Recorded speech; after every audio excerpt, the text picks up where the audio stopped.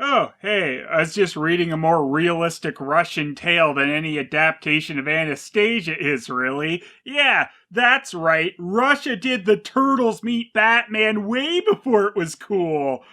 Or authorized, but... Alright, let's move on to our next adaptation of Anastasia by Golden Films. Why? Come now, let our freedom reign. Feel the fire of freedom's power. Come now, let the people sing. Sing, sing, now the peasant is a king.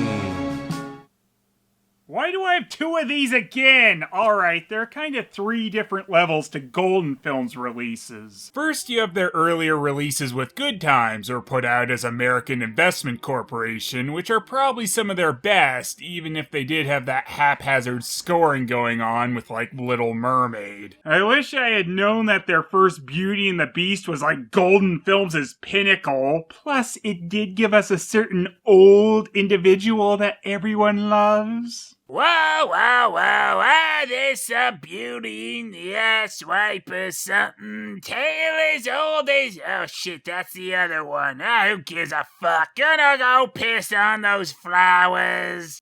What would we do without Clara? What the... Their last batch from around the early 2000s, like Miracle in Toyland, which at the very least seemed to have ditched using the classical music in inappropriate places, however, would still overpower the dialogue with their background tracks, which still weren't very well picked out. But what seems to have been their worst period was the middle piece. These movies were released under the Sony Wonder and Enchanted Tales banner. If there's one thing these ones are good at, it's always taking inane bullshit to the next level. Golden Films even has a special website up for their Enchanted Tales releases, which contains activities. And guess what? It's jigsaw puzzles and coloring! Yeah, they totally Midas Interactive / Phoenix Games did up. The coloring book is just screen caps from the movies with a Photoshop filter on it to up the contrast and make them black and white. Which of course gets really mucky on some of these. Oh, and they totally forgot to actually add the Photoshop pics for the last couple of screen caps on the Anastasia one, so it's just blank. Draw them yourself! What an activity! These tales are so enchanted! You all know how much I loved what they did to the Hunchback of Notre Dame as part of this series, so let's see how they bastardized Anastasia. It's wonderful, Papa. Immediately starting off with misuse of classical music for scoring. Well, I suppose wonderful is one way to describe it. Oh, I love it, Papa. And I love you so much. Good thing everything is gonna turn out just fine for Anastasia and her family. And you know they are going to handle this subject well when we are immediately treated to gigantic cake hijinks. Oh, my masterpiece!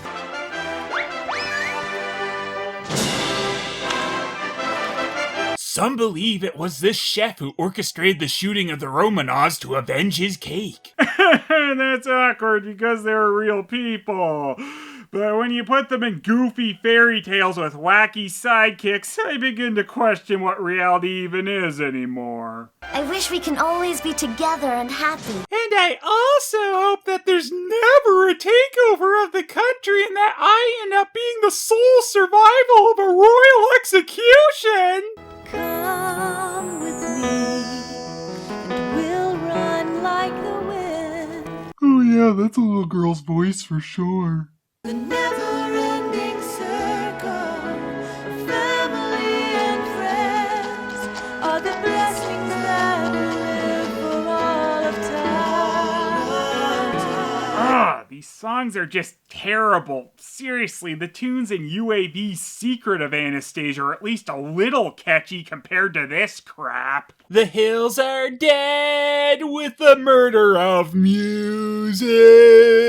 Wait, is Anastasia like a zombie or something in this one? Those are some dead-looking lips, but luckily for her, I suppose, her lip color is extremely inconsistent. You might be thinking, wow, this version sure is meandering around a lot before getting to the usual Anastasia survival tale, and yup, you are right, we aren't getting to that for a while in this one. We do eventually get that classic Anna Anderson-inspired escape of the family's execution, but that's not until 30 minutes in of this 50-minute movie. Golden Films' Anastasia was actually released in the same year as the Don Bluth version, 1997. But it did actually beat it out to release, coming out earlier in the year, so I'm sure they were rushing to get this crap out quick, and it sure shows with the majority of the animation looking rushed and a lot of the runtime feeling like filler. Ooh, a royal egg! Oh, it's so beautiful! Hear all the classical music made to feel droning as they are thrown into the background of cruddy cartoons without care. I know I've mentioned it before, but them haphazardly scoring their movies like this makes them feel like they drag on even longer than they actually do. Thank you, everyone! I've always wanted a Fabergé egg. That's right, we kept living creatures trapped inside eggs and boxes with no air to breathe. Open the egg already! I ain't got all day! Oh, boy, it's about time. I've been cooped up in that rotten egg all day. Oh, I think I'm molting. Yeah, you want to put them back in there for a couple more hours. What's wrong with you people, anyway? Okay, what are you staring at? Get on with it! Yes, we got our crappy, overblown, annoying sidekick characters for Anastasia and these three birds. Apparently Golden Films just had to add these every time during this period. Like with the stupidical instruments in The Hunchback and the three ghosts in their second Beauty and the Beast, one of which has the exact same voice as this ass-white bird. You're funny. Funny? I'm funny? Oh, well, that's great. All of a sudden, I'm Mr. Funny Bone here, the king of comedy. Oh, that's great. It's kind of like that Joe Pesci "How am I funny" speech, but dumber. At least all the kids will appreciate the Goodfellas reference, though. You're kidding, right? That's the Czar? How long can this go on? I hate you, movie! Tastes like chicken. Well, nice to meet you, Your Majesty. At your service and all that royal stuff. Papa, Mama, I love them so much. What is the matter with you? Anyway, bird shenanigans go on for the next few years. I shit you not. But then Anastasia decides she should take her sick brother Alexei out in the cold. Oh boy, this is trouble. Don't make me side with the annoying bird. Why are there people just spinning in a circle in the palace courtyard? I wonder how they play so joyously when they don't have food or coats or decent shoes. At least looking down on the lower class was included in this version. And these circle spinners are apparently everywhere. Boys, boys, boys. That's all you two ever think of. Hey, I'm eating here. Oh, food. He was trying to eat before he knew it was food?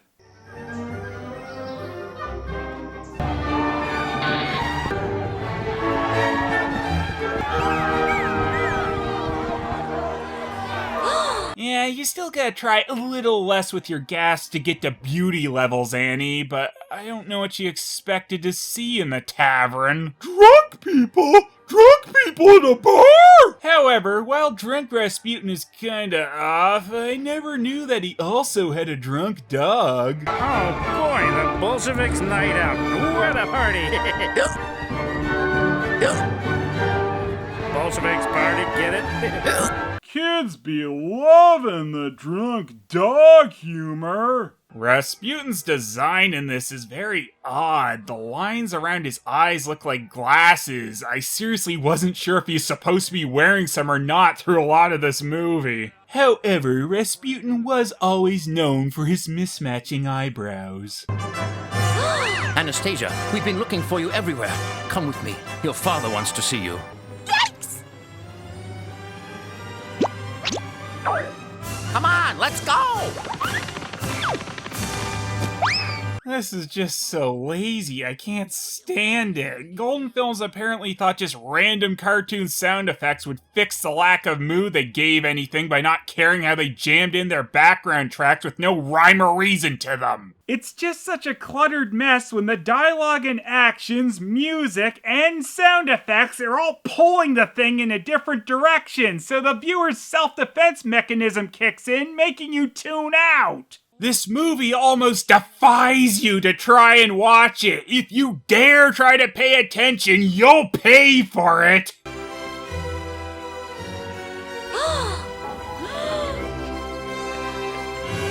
Your mother has met a healer who we think can help your brother. Well, this is at least what Rasputin actually did in reality. At least the Tsar thought he was helping to heal Alexei, which is why Rasputin held such favor with the Romanovs.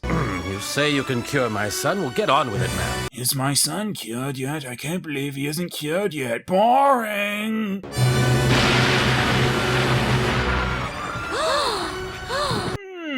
Getting better, aka worse. But yeah, I'm very sure faith healing always includes a little light show. That was almost like sorcery. Wonder where they got an idea like that. Rasputin isn't going to be pulling a whole lot more of that stuff though, so they just need a little dash of it, you know. Alexei. You stink. You stink. You stink. You stink. You've been to the village alone, Anastasia. We're just moving past Alexei's little light and smoke cure, not even gonna mention if it worked. Oh yeah, Alexei is dead. I do not like Rasputin at all. So accurate! You have a heart of gold. The Imperial Double Eagle Medal. I'll wear it over my heart, always. Guess what's gonna be used to stop the bullet? Try not to be surprised. For bravery, for courage beyond that of most normal chickens, I accept this medal. Hey, don't I get one? I think another part of me just died. The royal family no longer appreciates my food. Next thing you know, old Pierre will be Kaputski. Out on the streets, out of a job. Disaster. Well, if you ask me, it's a little too rich and too salty. I hate everything right now. Glad we had two versions of Anastasia do the Sebastian the Chef-like scene with the goofy tag-alongs. I never realized that was such a necessary part of the Anastasia story. These documents tell when the Tsar's troops are shipping out. How can I betray His Majesty's trust? I'll make it worth your while. Does this do the trick? Maybe you shouldn't make plans to overthrow the Tsar in his palace and with an open door. They might as well have left a sign, "Do not disturb, Tsar deposing plans in progress." That's the light. Oh yeah, Rasputin can hypnotize as well, so if you want to count that as some more powers, I guess he does have a little magic left in him. I'm also glad in this version, Rasputin healed up Alexei, then Tsar Nicholas said, "Hey, thanks, I might not like you much, but here's my military plans. Please don't betray me, Kay?" Anyway, Anastasia and one of her sisters go over to a military hospital to help the wounded. That happened for sure. But it's all worth it for Annie to meet her love interest. My name's Anna, and yours? Alexander Tchaikovsky. Maybe that's a reference to Peter Ilyich Tchaikovsky, whose music they keep misusing. Or it's a reference to the Anna Anderson story, as she said a man named Tchaikovsky helped her escape Russia. Now get a load of this cut. So smooth. smooth, not blurry at all. So it seems Anastasia has kind of forgotten to tell anyone about overhearing those plots to overthrow her father. Well, that's not a big deal, won't lead to anything unfortunate. She's got more important things to worry about anyway, like romancing dummies in the hospital. I wonder what's going on. Yeah, I just casually wonder that as soldiers throw a patient out onto the street. I have to get in there. Come on. Oh, they said nothing. Let's give up. We're just royalty anyway. Alexander? What's going on? I'm turning into a swan.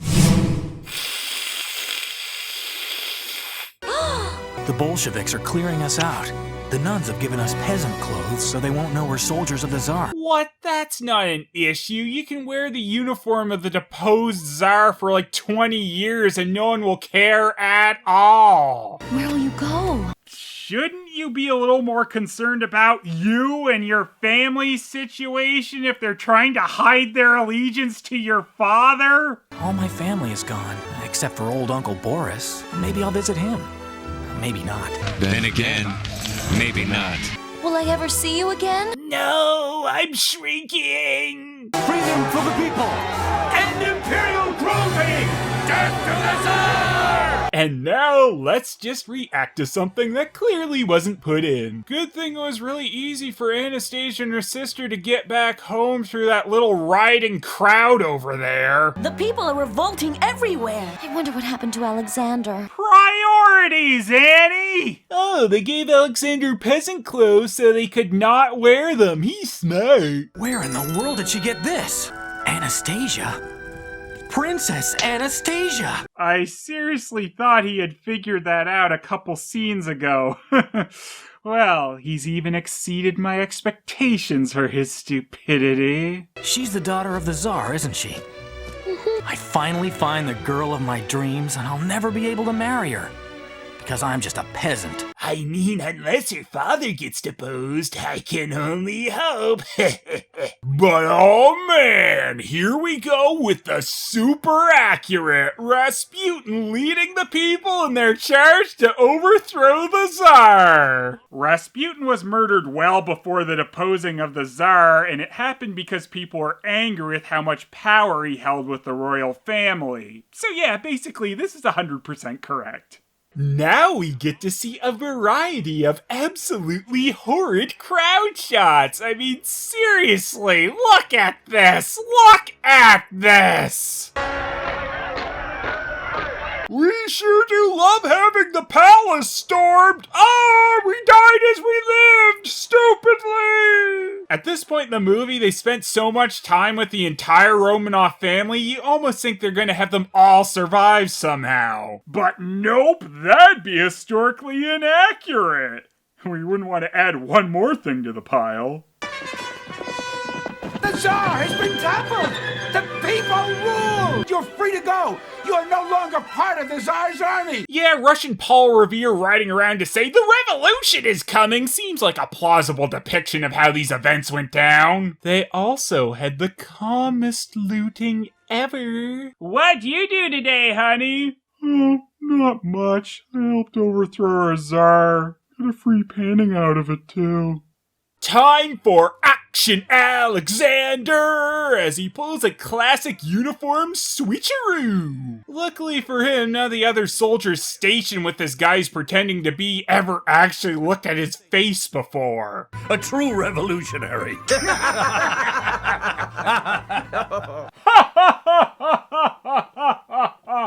I love being casual. Where do you think Alexander is tonight? Anastasia just really isn't invested in that whole father deposed and under house arrest thing. She has bigger things to worry about. Like, do you think Alexander figured out who I am even though I basically told him already? Every time I close my eyes. Well, it's time for Anastasia's I'm a choppily animated alien song. It blows. With the Tsar's troops already in Germany. Go in and take Moscow. Moscow, such a clumsy name. Not lyrical at all. How about Rasputinsburg? Well, I suppose that's an appropriate response, but you'd better extend that to the fact that you even exist, drunken comical relief dog. And the rest of the movie, really. Why is Rasputin the one in charge now? He was working for It's-a-me, evil Russian Mario, before this scene, but now everything's flipped, turned upside down. Release the Romanovs. That's rich. Have the royal family shot. Shut. But do it! I am in charge now. Oh, I didn't realize that he said, I'm in charge now, and everyone else just said, yeah, okay, now it makes sense. The party's over. Tonight the royal family shall be executed. Oh, I wonder where they're taking us. Maybe to our summer palace, or abroad, to England. This movie is so tone deaf. You'll be more comfortable in the basement while we bring the wagons around. Thank you. Oh, wait, I spoke too soon. Flight of the Valkyries is the perfect tune for the execution of the Romanovs. Kill the wabbit, kill the wabbit, kill the wabbit. Dimitri. I'd know his annoying tweets anywhere. Time to unfollow him. I'll be right back. I forgot something. Really? She's just allowed to duck out from the execution for a sec? You can't go down there. I've got to. Father's waiting.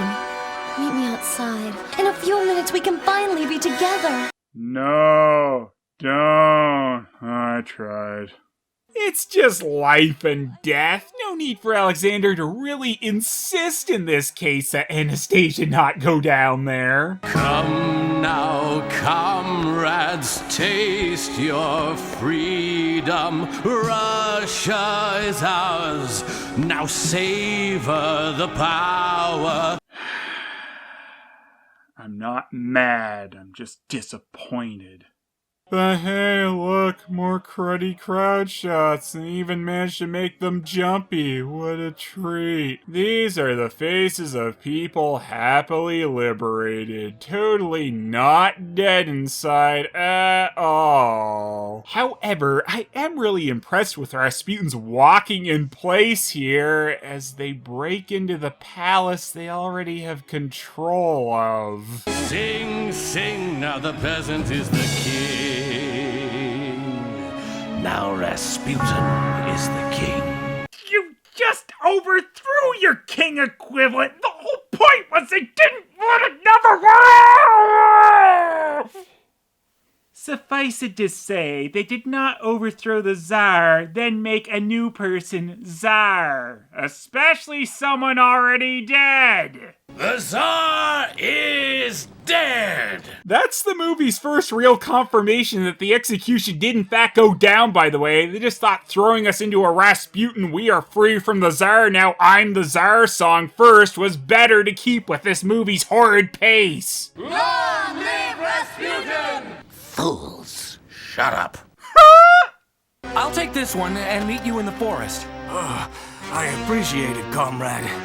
I am tired from this truly heavy burden. Killing people is exhausting, but it sure does keep a smile on my face. Oh, Anastasia, what have they done to you?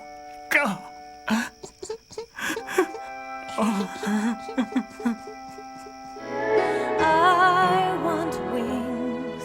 Wanna take this moment in. Well, sadly enough, that'd be more realistic.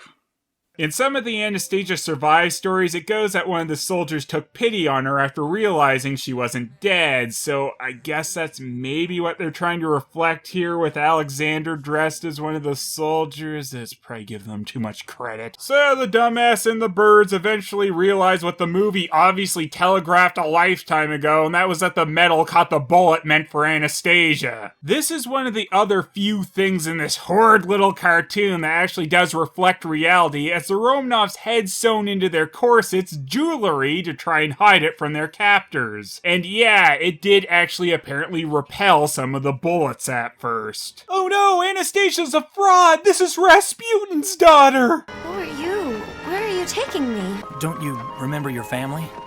No. Don't you remember anything? No.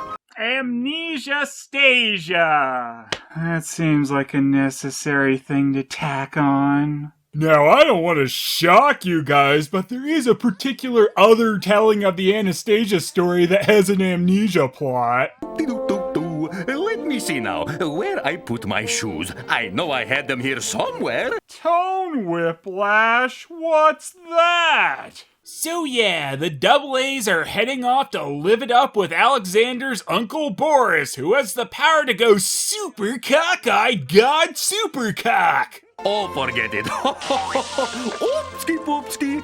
I bumped my little headski winsky. He also has the power to never shut the hell up, because we needed two characters doing that. She can't remember anything? That's right. Well, I'll be hog-tied. What stupid Orson here can't talk like the birds? Better read some more books, you idiot pig.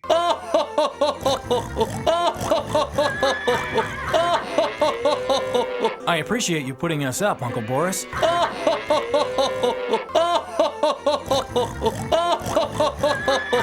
The party's over.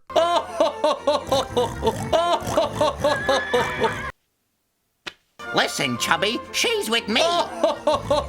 That really wasn't an edit by me this time, by the way. After looping his laugh 3 times during that first run, they really did it one more time! Now we get to see Alexander and Anastasia romancing it up. Take 2, because it was so good the first time. But now it's amnesia style, so it's even more annoying, like the last season of Chuck Annoying. Oh wait, no, I don't remember that season happening. Selective amnesia! Would you marry me, my princess, Anastasia? Well, the only other guy I can remember at this point is your stinky uncle, so okay.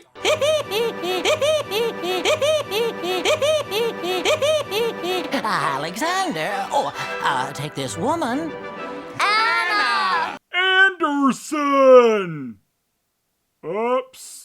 So the sham of a marriage happens, and you're just begging for this damn thing to end at this point. But wait, there's more! They have a kid! Why? I don't know, it's just more stuff to add. She's starting to want to know about her family. I thought I'd marry her before I actually tell her anything that might help jog her memory.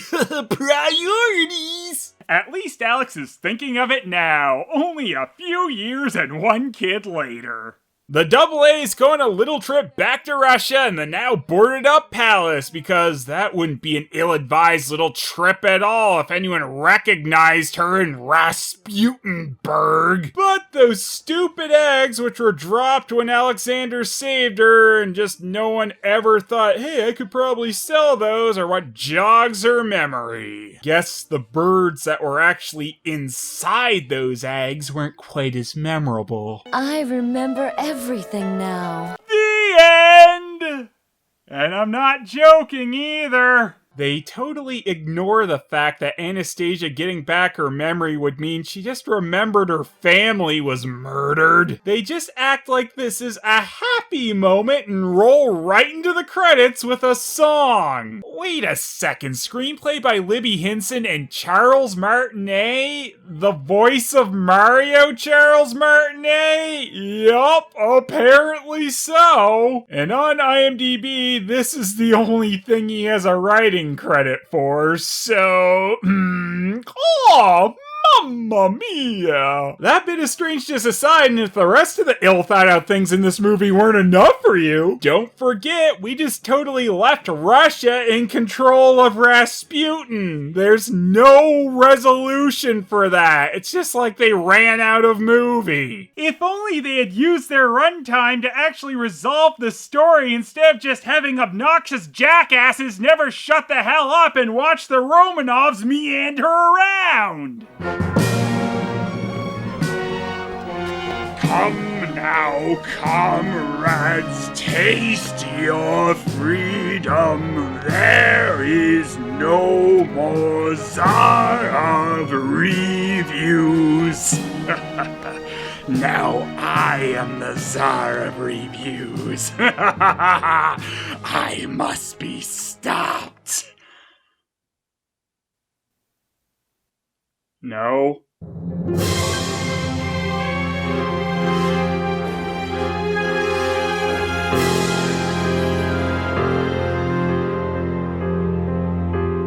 I don't like this movie. It doesn't seem too friendly.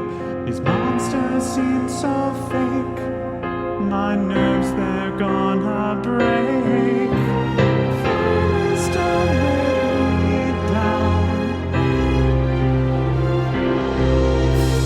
You need to be around.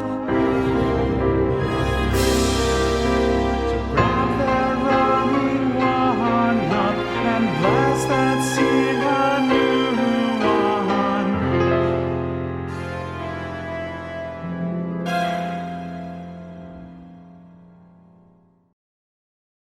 I finally got my memory back. Hope I didn't do anything stupid. Shit.